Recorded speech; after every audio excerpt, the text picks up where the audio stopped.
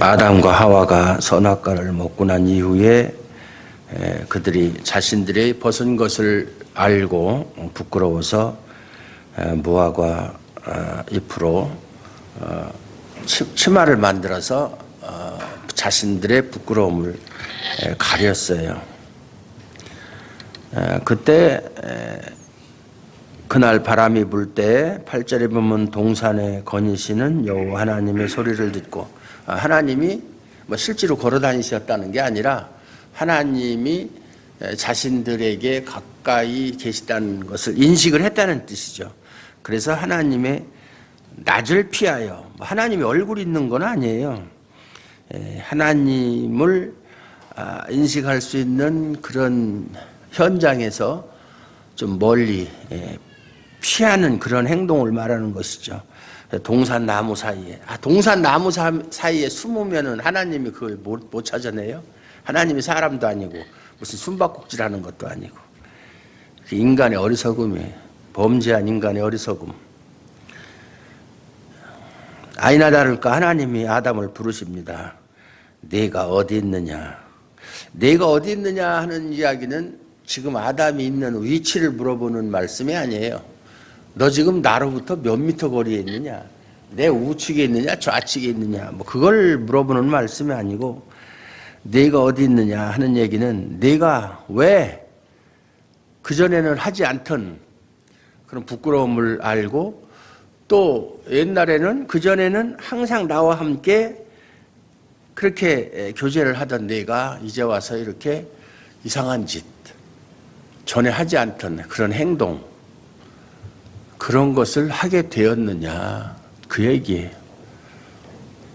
지금 네가 처해 있는 상황이 이게 무슨 상황이냐, 이게 무슨 시츄에이션이냐 설명해 보라는 얘기예요. 네가 어디 있느냐, 네가 지금 무엇을 위해서 살아가고 있느냐. 그러니까 아담이 내가 동산에서 하나님의 소리를 듣고 내가 벗었으므로 두려워하여 숨었다. 지난 시간에 말씀드렸죠. 벗은 것은 두려운 것이 아니에요. 원래 벗고 있었어요. 이 사람들은 원래 처음부터 오단벌 없었어요. 원래 벗고 있었던 사람인데 뭐 새삼스럽게 벗은 것이 두려워할 이유가 뭐가 있겠어요. 그렇게 이야기하는 것이 아니라 제가 하나님이 먹지 말라고 한 선악과 나무 열매를 제가 따먹었습니다. 제가 하나님의 말씀을 어겼기 때문에 하나님이 두려워서 숨었습니다. 그렇게 이야기해야 맞죠. 근데 무슨 벗은 것이 두려워서 숨었다. 언제는 네가 안 벗고 있었냐? 하나님이 그렇게 말씀은 안 하셨지만, 그래 네가 벗고 입었다고 하는 것을 왜 그것을 인식하게 되었느냐? 그전에도 벗고 있었는데 새삼스럽게 왜 벗은 것을 가지고 그걸 두려워하게 되었느냐?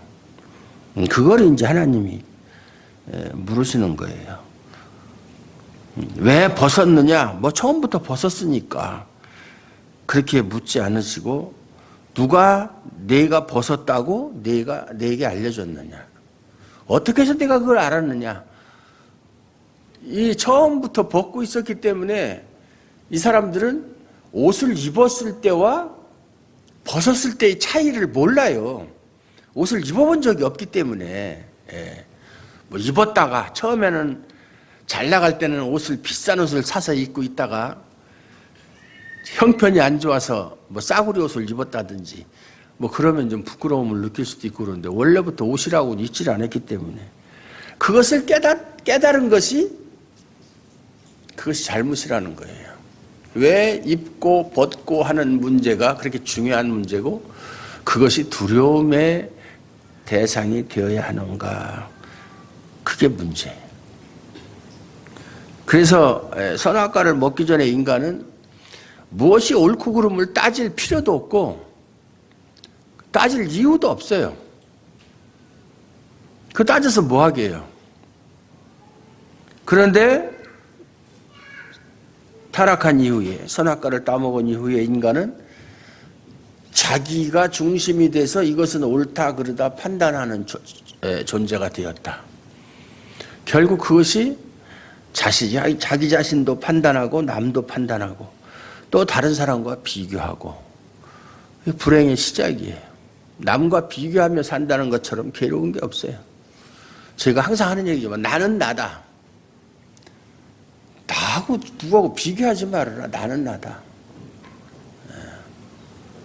여러분들도 부부지간에 자기 남편을 다른 남편과 비교를 한다든지 자기 아내를 다른 사람과 비교를 한다든지 저도 지금까지 살면서 아무리 못마땅한 게 있어도 누구는 안 그러는데 이런 소리 한마디도 안 해봤어요. 해봤자 소용도 없고 예? 그렇다고 변하는 것도 없고 인간은 변하질 않아요. 예. 왜 누구 아빠는 뭐 벌써 이렇게 올라갔는데 당신은 여태까지 제자리야 뭐 이런 식으로 그거 참 죽이고 싶을 정도로 저는 뭐 그런 소리 들어본 적도 없지만 그런 소리 듣고 사는 사람한테 물어보니까 죽이고 싶을 정도로 얄미운 소리를 해요. 사람마다 능력의 차이도 있고 또 있어서 저 사람이 안 가지고 있는 거 이 사람이 가지고 있을 수 있고 저 사람이 못하는 거 이 사람이 잘하는 거 있고 그런 거예요. 비교의 대상이 아니에요. 사람들끼리는. 다 장단점이 있어요. 예? 그런데 범죄한 이후에 인간은 그거부터 하게 된 거예요. 비교. 자신의 무엇이 부족한가? 무엇이 있어야 되는데 없는가? 왜 저 사람한테 있는데 나한테는 없는가? 이렇게. 이게 불행한 존재다 그 말이에요.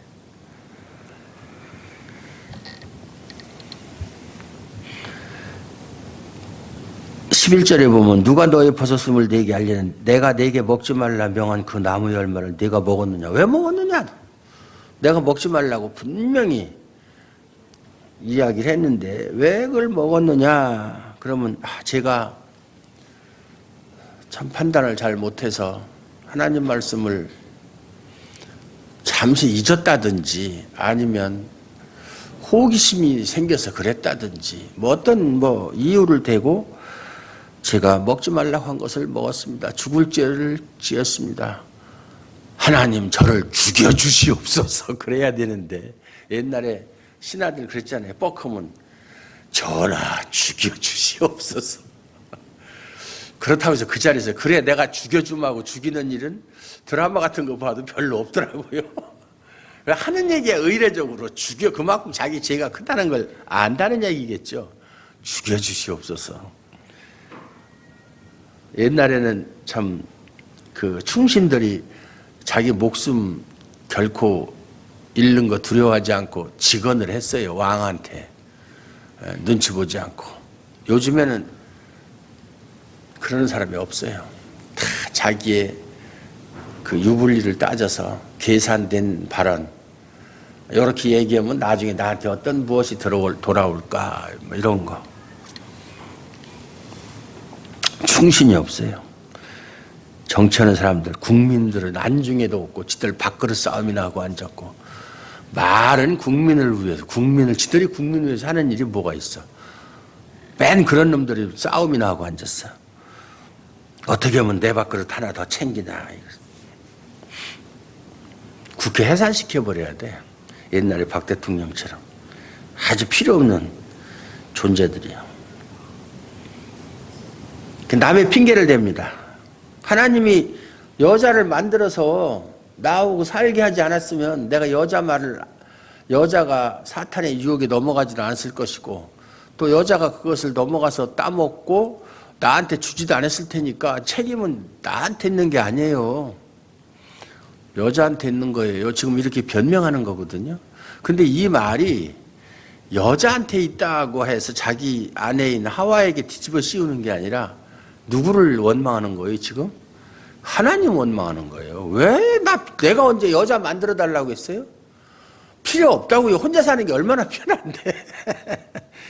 아담은 혼자 살아도 부족한 게 전혀 없는 사람이에요. 예. 그런데 보면은 우리가 잘못 성경을 이해하는 것이 아담이 혼자 사는 것이 그 보기 좋지 않다는 것은 아담이 나는 다른 것들은 다 짐승들을 봐도 짝이 있는데 나만 짝이 없구나. 참 외롭다. 이렇게 아담이 그렇게 느꼈다는 말이 아니라 하나님이 보실 때 하나님의 계획을 이루기 위해서는 아담 혼자만 갖고는 안 되니까 하와를 만들었다는 얘기지. 하나님을 위해서 만든 거예요. 하와를 만든 이유가. 왜냐하면 생육하고 번성하려면 아담 혼자만 있어서는 안 되잖아요. 그런 것이지 아담을 위해서 한 게 아니라, 제가 늘 하는 얘기 있잖아요. 하나님이 무슨 일을 하실 때 그것은 하나님 자신을 위한 일이라고. 우리 인간을 위한 일은 아니라고.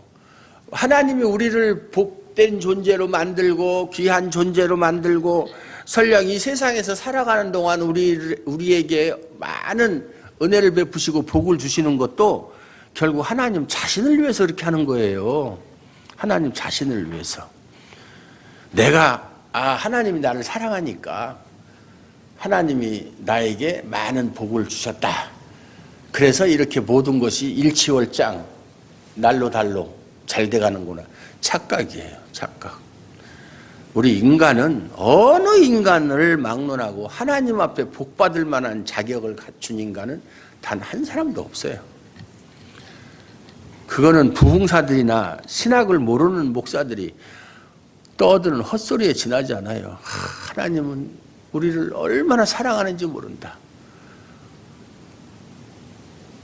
그리고 우리가 얼마짜리냐? 무슨 예수님짜리다. 말들은 이상한 말 만들어가지고.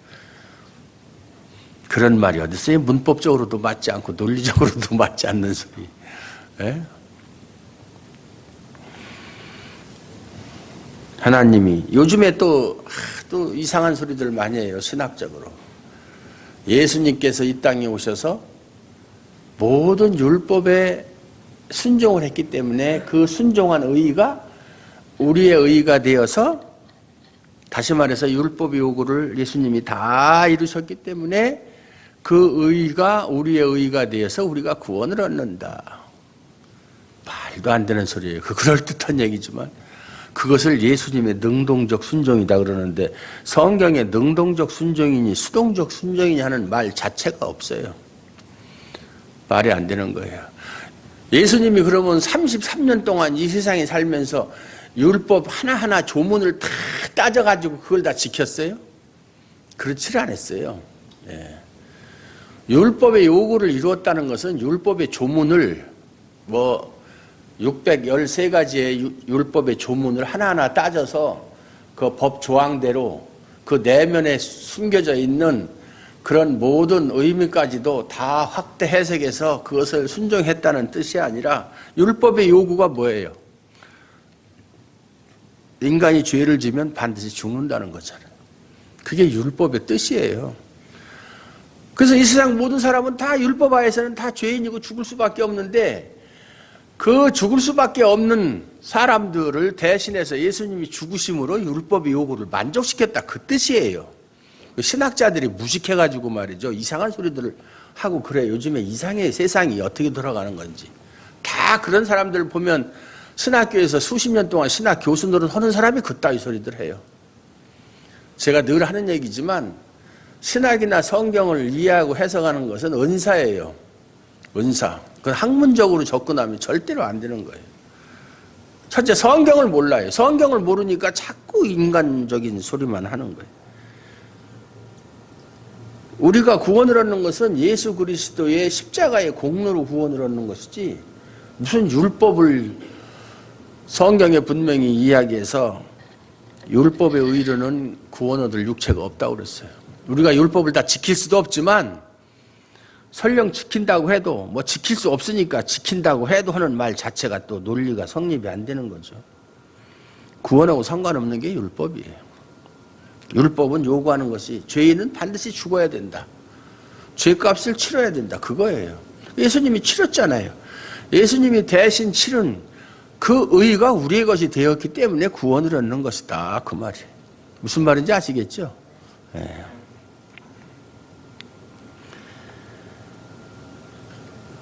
근데 여자에게 또 묻습니다. 네가 어찌하여 이렇게 하였느냐. 여자가 뱀이 나를 깨므로 내가 먹었다. 이렇게 하나님이 찾아오셔서 아담에게 질문하고 자초지종을 지금 따지고 있는 거예요. 여자에게 따지고. 만약에 하나님이 찾아오지 않았더라면 이제 인간은 스스로 하나님 앞에 나아갈 수 없는 존재가 되었다. 이제 범죄한 이후에 인간은 자기 힘으로는 하나님께 나아갈 수가 없어요. 그래서 하나님이 찾아오신 거예요. 그게 기독교라고 그랬어요. 그래서 하나님 찾아오심 자체가 은혜와 사랑이다. 그런데 만약에 하나님이 찾아오지 않았더라면 아담에게 왜 네가 먹었느냐, 하와에게 네가 왜 먹고 내 남편에게 주었느냐, 뱀에게 너는 왜 여자를 유혹했느냐 이렇게 따지지도 않았을 테고, 여기 성경에 나오는 징벌도 없었을 거 아니냐 이렇게 생각할 수가 있어요. 차라리 하나님이 안 오셨으면 이런 거 저런 거 따지지도 않고 그냥 넘어갔을 텐데. 그러나 그건 이제 잘못 생각하는 거죠. 하나님께서 찾아오시지 않았더라도 이미 선악과를 먹은 이후에 인간의 존재는 죽을 수밖에 없는 존재로 변해버린 거예요. 그게 큰 징벌이에요. 그래서 선악과를 먹으면 먹는 순간 그 효력은 그대로 유지가 되는 거예요. 그 선악과 자체가 무슨 독소가 들어있어서 마치 일곱 난장이와 백설공주에 나오는 이야기처럼 사과를 먹어서 사과에 무슨 독소가 있어서 죽는 게 아니고, 성경에 보면 마치 우리가 선악과를 먹으면 선악과 자체에 무슨 사람을 죽음에 이르게 하는 어떤 그런 요소가 들어있어서 죽은 것처럼 그렇게 접근을 하면 그건 인본주의적인 접근이죠. 사사기에 보면 삼손이 힘의 근원이 어디에 있어요? 머리에 있다고 그랬어요. 그죠? 머리. 그래서 그 드릴라의 유혹에 넘어가서 결국은 자기 힘의 근원은 머리에 있다 그래서 머리를 이렇게 잠재우고 나서 머리를 밀으니까 힘이 떨어져서 결국은 블레셋 사람들한테 잡혀가서 두 눈이 뽑히고 지하에서 맷돌을 돌리는 비참한 신세가 되었다. 그러면 정말로 성경의 표현대로 그 머리에 힘의 근원이 있고 머리를 자르지 않으면 계속 힘이 나오는 것이냐, 그런 거예요. 우리는 그렇게 생각한단 말이에요. 머리를 밀지 말라고 분명히 하나님이 말씀하셨어요. 머리를 밀지 말아라. 내 힘의 근원은 머리에 있습니다 하는 것은 머리를 밀지 말라는 하나님 명령을 지킬 때는 네가 힘을 쓸 수 있지만 그 명령을 어기면 그때부터 너는 힘을 쓸 수 없다 이 뜻이지, 머리 자체에 무슨 힘이 있는 거 아니에요. 그러면 삼손은 만약에 지금까지 그 비밀을 이야기하지 않고 있었으면 지금까지도 살아있어야 되죠. 계속 머리에서 힘이 나와야 되고. 이게 말이 안 되는 얘기예요. 상징이에요. 선악과도 마찬가지고, 선악과를 먹지 말라는 얘기는 먹는 순간 하나님과 이 약속이 깨어졌고 하나님 말씀에 불순종했기 때문에 그것 때문에 네가 죽는다는 얘기지, 그 열매 자체는 아무런 그것이 없다 그 말이에요.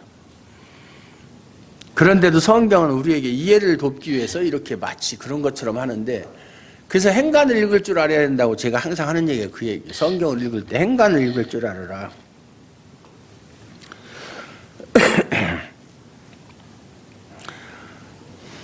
그러니까 아담의 대답은 그것을 따먹은 죄가 그 이유가 원인이 자신에게 있는 것이 아니라 결국 하나님께 있다라고 지금 이야기하는 것이다. 하와는 또 뭐라고 얘기해? 뱀이 그렇게 나를 게임으로 내가 먹었다. 여기서 이제 죄에 대한 문제가 나오는 거예요. 죄. 죄를 어떻게 해서 우리 인간 세계에 들어오게 되었는가? 이제 신학교에 가면 조직신학을 공부할 때 죄의 기원은 어디서 오는가에 대해서 공부하는데 결론을 말씀드리면 해답이 없어요. 몰라요. 그거는. 죄가 분명히 이 세상에 존재하고 죄로 말미암아 사람이 고통받고 결국은 죽음에 이르게 되는 건데도 불구하고 죄가 어디서 왔는지는 정확하게 알 수가 없어요. 있는데, 분명히 있는데. 어떤 사람은 이야기를 해요. 죄는 하나님으로부터 왔다. 왜? 하나님이 선악과를 만들어 놓고 먹지 말라고 했는데 인간이 이걸 따먹음으로 인해서 죄를 짓게 되었으니까 결국 선악과를 만들어 놓은 하나님께 책임이 있다. 그래서 결국 그렇게 얘기하면 하나님이 죄의 조성자 내지는 죄의 창조자가 되는 거예요. 그렇게 얘기하면 그건 신성모독이에요. 안 되는 거예요. 또 어떤 사람들은 마귀에게서 온 것이다. 죄가. 마귀 때문에 죄가 생겼다. 그러면 그것도 말이 안 되는 게, 그럼 마귀가 죄를 만들 정도의 그런 창조적인 능력을 가지고 있는 존재냐? 그래서 모든 인류를 다 죽음에 떨어뜨리는 그런 절대적인 능력을 가진 존재냐?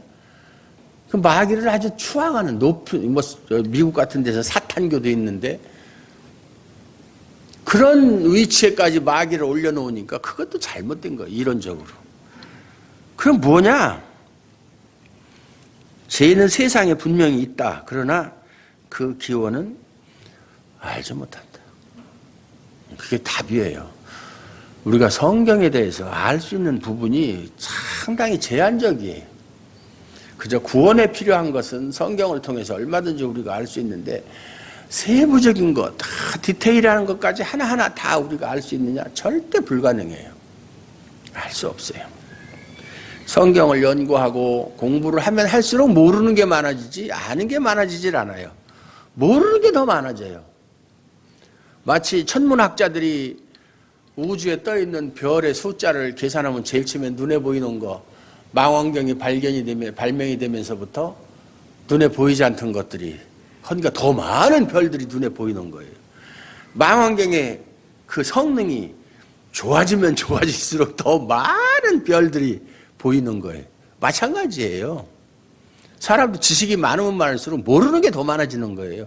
지식이 많다는 얘기는 모르는 게 많다는 얘기예요. 역설적인 이야기지만 아주 무식한 사람은 모르는 게 없어요. 다 알아요. 다. 뭐든지 물어보세요. 네? 그것이 알고 싶다. 알고 싶지도 않아요. 근데 무식한 사람이 사는 게 제일 편하잖아요. 알고 싶은 것도 없고 아는 것도 없고. 네. 어떤 면에서는 그게 제일 좋아요. 심플한 거. 인생은 원래 심플하게 살아야 돼요. 복잡하게 살 필요 없어요. 복잡해봤자 소용없어요. 옛날부터 그 고대 그리스에서부터 수많은 그 철학자들이 항상 그 화두로 삼은 게 뭐예요? 인생이 뭐냐 이거잖아요. 인생이 무엇이냐, 어디서 와서 무엇 때문에 삶이 어디로 가는가, 거기에 대한 대답을 찾으려고 지금까지도 연구하고 또 연구했지만 해답은 못 찾았다. 못 찾았어요. 철학자들은 답을 찾지 못했어요. 우리가 잘 아는 매월당, 매월당이 누구죠? 매월당. 역사 실력단이요. 금오신화를 누가 썼죠? 김시습의 호가 뭐예요? 그게 매월당이에요. 그 사람이 천재잖아요. 천재. 그 사람이 그런 말을 했어요. 나는 누구냐? 인생이 무엇이냐? 그걸 알기 위해서, 무엇 때문에 삶이 어디로 가는가를 알기 위해서 옛사람에게, 수없이 많은 옛사람에게 물어보았지만, 여기서 옛사람에게 물어보았다는 얘기는 옛날 고서를 뒤지고 또 뒤지고 그랬다는 얘기예요. 옛날 사람이 쓴 책을. 그렇지만은 그 해답을 찾지 못하고 나는 밤마다 손톱으로 방바닥을 긁으며 괴로워하며 사노라 그랬어요. 답이 없어요. 답은 어디에 있어요? 여기. 성경에 답이 있어요. 이 세상엔 답이 없어요. 성경에 하나님이 천지를 창조했고, 인간의 잘못으로 말미암아 죄가 세상에 들어왔고, 죄로 말미암아 인간은 죽을 수밖에 없고, 그런데 하나님께서 인간을 구원하기 위해서 예수님을 이 땅에 보내셨고 십자가에 죽게 하심으로 그 피의 공로로 사람들을 구원하셨다. 그래서 인간이 태어난 것은 하나님의 그 뜻을 이루기 위해서 이 세상을 살아가는 것이 인생의 존재 목적이다. 성경이 가르치는 게 그거잖아요. 그게 해답이에요. 아무리 철학자들이 연구해도 해답은 없어요. 근데 이 문제, 죄의 문제가 심각한 게, 타락 이전의 아담과 하와에게도 죄가 겉으로 드러나지 않았을 뿐이지 내면적으로 감춰져 있었다. 가능성이 있었다는 얘기예요. 실제로 그랬잖아요. 그런데 그 가능성이 현실화된 것이 이 선악과를 먹은 사건이잖아요. 있었다. 감춰져 있었어요. 네. 사람 속에 우리가 아직 실현되지 않은 죄, 뭐 생각을 하거나 아니면은 뭐 행동하는 건 말할 것도 없고 생각조차 하지 못하고 있지만 그 죄가 사람 속에 들어있는 거예요. 그게 감춰져 있어요. 그게 어느 때가 되면 어떤 환경이 조성이 되면 그게 튀어나오는 거예요. 그래서 하나님께서 죄를 그들의 내면 속에 감춰져 있는 죄를 선악과 사건을 통해서 겉으로 드러나게 하셨다. 겉으로 드러나게 하신 것이지 하나님이 그걸 만든 것은 아니다 그 말이에요. 결국 선악과를 따먹은 건 인간이 따먹었어요. 그러면 그 책임은 인간에게 있는 것이지 하나님께 있는 게 아니에요. 행위자에게 책임이 있는 거예요. 그렇잖아요.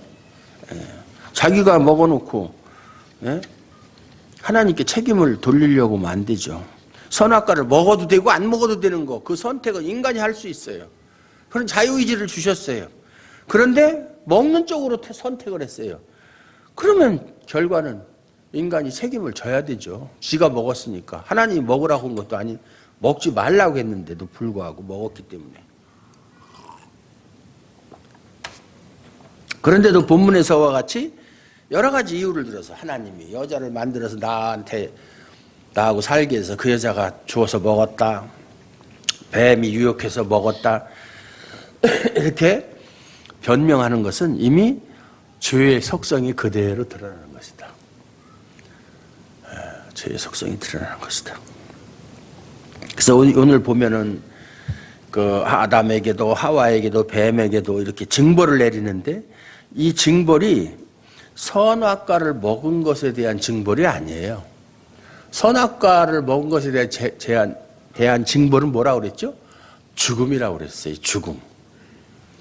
겨우 뭐 선악과를 먹으면 반드시 죽으리라 그랬는데 뭐 이마에 땀이 흘러야 뭐 식물을 먹고 여자에게는 해산의 고통을 주고 뱀은 뭐 배로 기어다니고 그 정도 징벌이 그게 선악과를 먹은 징벌이 될 수가 없죠. 선악과를 먹으면 죽는다는 것이 징벌이다. 선악과를 먹는 순간 인간은 이미 생명과 단절된 상태가 되었다. 생명과 단절된 상태가 되었다. 그리고 죽음에 속한 존재. 죽음을 모르던 인간이 죽음을 알고 죽음에 속한 존재가 된 것이 그게 징벌이에요. 그것이 선악과를 먹은 징벌이에요. 그런데 왜 이런 징벌을 뭐 이마에 흙으로 돌아갈 때까지 얼굴에 땀을 흘려야 먹을 수 있다. 또 뭐 해산의 고통을 당해야 된다. 뭐 이런 것을 왜 하나님이 그럼 주셨느냐? 그것을 통해서 그들의 잘못이 무엇인지를 살아있는 동안에 깨닫게 하기 위해서 그런 거예요. 그래서 그것도 은혜예요, 사실.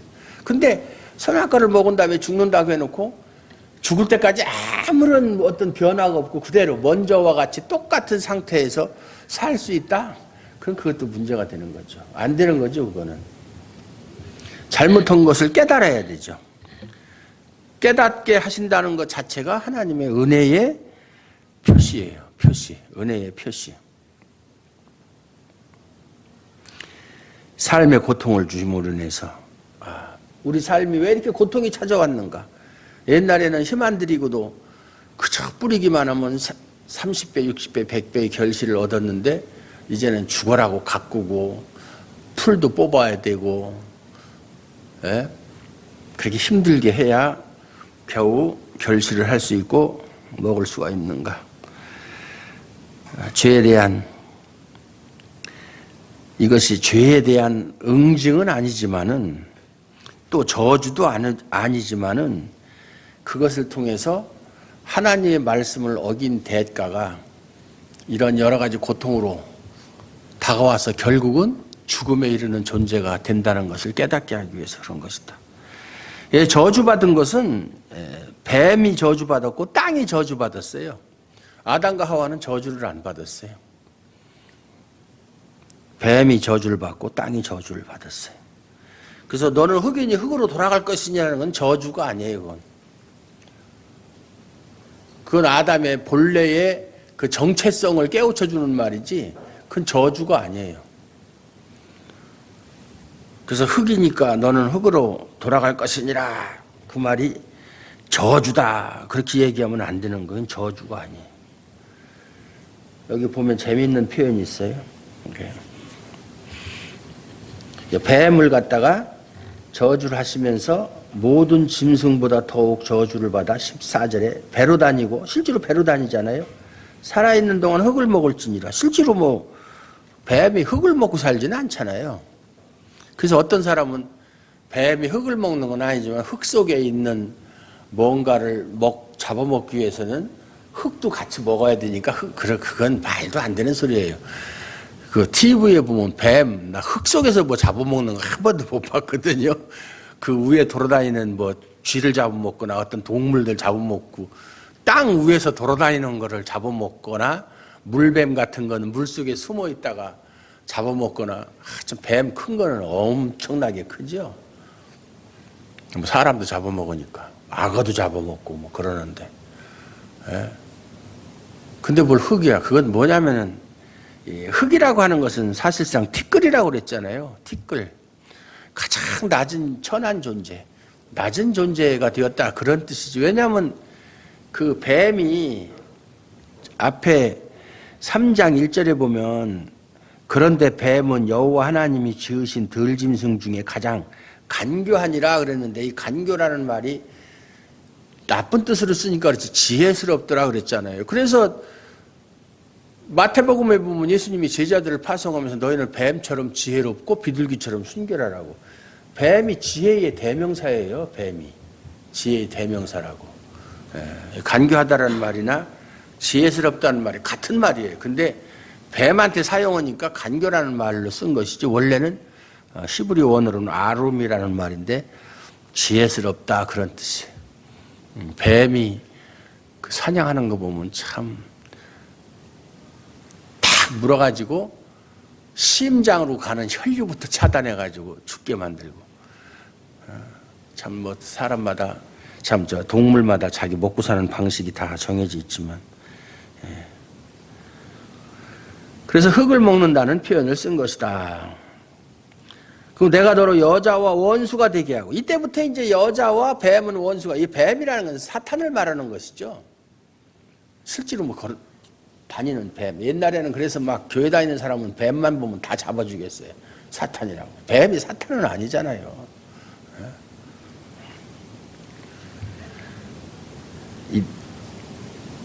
네 후손도 여자의 후손과 원수가 이것은 이제 원시복음이라고 그러죠. 3장 15절.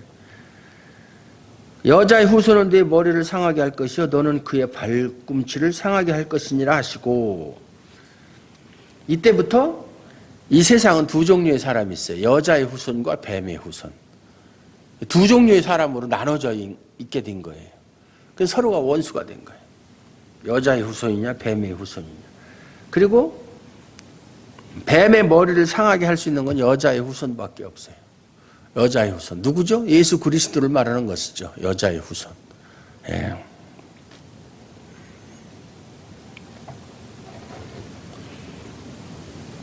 그리고 너는 그의 발꿈치를 상하게 할 것이니라. 그래서 발꿈치를 상하게, 언제 발꿈치를 상하게 했느냐. 메타에 대해서는 여러 가지 학설이 있는데 대표적인 것이 이제 그 마귀가 가룟 유다를 유혹을 해서 그의 마음이 사탄에 들어가서 예수님을 배반해서 팔게 하고 십자가에 죽게 한 것이 발꿈치를 상하게 한 것이다. 뭐 이렇게 해석할 수가 있죠.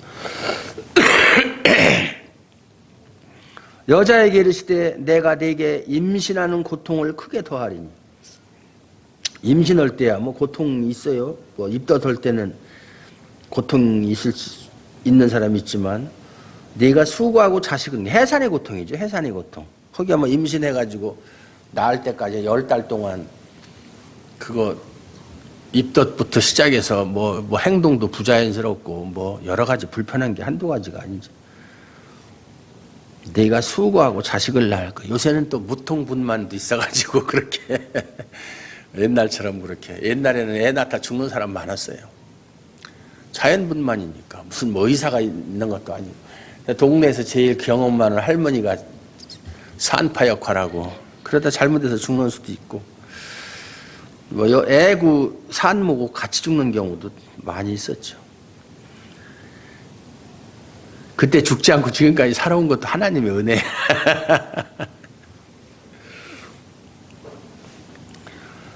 네가 수고하고 자식을 낳을 것이면 너는 남편을 원하고 남편은 너를 다스릴 것이니라 그랬는데 이 말이 이거 많이 바뀌었어요. 너는 남편을 원하고 남편은 너를 이게 공동 번역을 보면 아주 재미있게 표현했어요.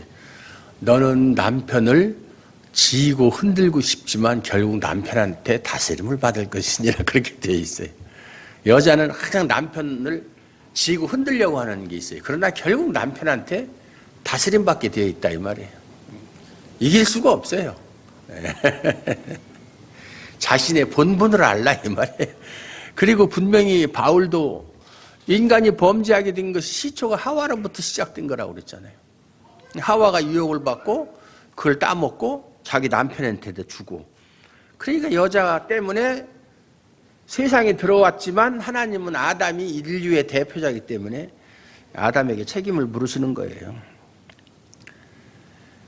여기 17절에도 보면 아담에게 이르시되 네가 내 아내의 말을 듣고 아내의 말을 듣고 하나님 말보다는 아내의 말을 들은 것이 남자의 큰 실수예요. 내가 네게 먹지 말라 한 나무의 열매를 먹었은즉 땅은 너로 말미암아 저주를 받고 아담의 범죄 행위로 말미암아 땅이 저주를 받았다. 땅이 저주를 받았다. 너는 네 평생에 수고하여야 그 소원을 먹을 죽을 때까지. 그게 인간의 이제 운명이 돼버린 거예요. 그저 힘써서 일하고 수고해야 겨우 먹고 살 수 있는 존재. 그리고 결국은 죽음으로 돌아가는, 흙으로 돌아가는 것이 그 인생이에요. 인생.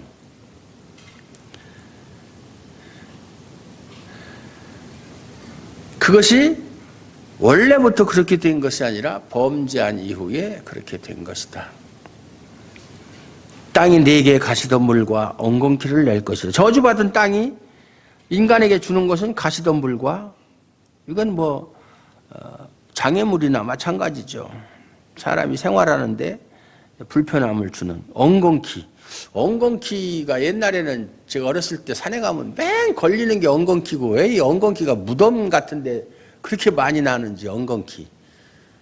정말 쓸데없는 풀이다 생각했는데 요새 이게 한약재로 또 쓰인다고 그러더라고요. 엉겅퀴가 한약재로 귀하게 쓰인다고 그러더라고요. 그러니까 하나님이 땅을 저주해서 가시덤불과 엉겅퀴를 냈지만 그 엉겅퀴조차도 사람을 위해서 유익하게 쓸 수 있는 그 하나님의 은혜예요. 다 은혜. 예, 은혜예요.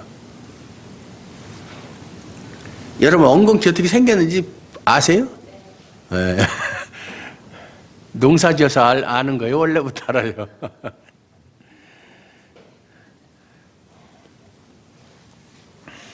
그게 어디 뭐 신경통에 좋다고 하던가 어디 좋다고 하던가.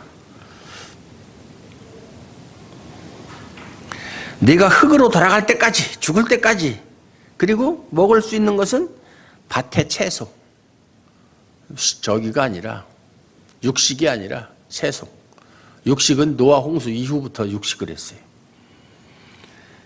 얼굴에 땀을 흘려야 먹을 것을 먹으리니 내가 그것에서 취함을 입었음이라. 내가 땅에서 취함을 입었음이라. 너는 흙이니 너는 원래 흙이야. 흙에서 왔으니까. 그러니까 흙으로 돌아가는 것이 맞아. 근데 범죄하지 않았더라면 흙에서 왔지만 흙으로 돌아가지는 않았을 거예요. 범죄의 결과로 결국은 왔던 대로 다시 돌아가는 것이 인생의 인간의 운명이 되어버렸다. 그 말이에요.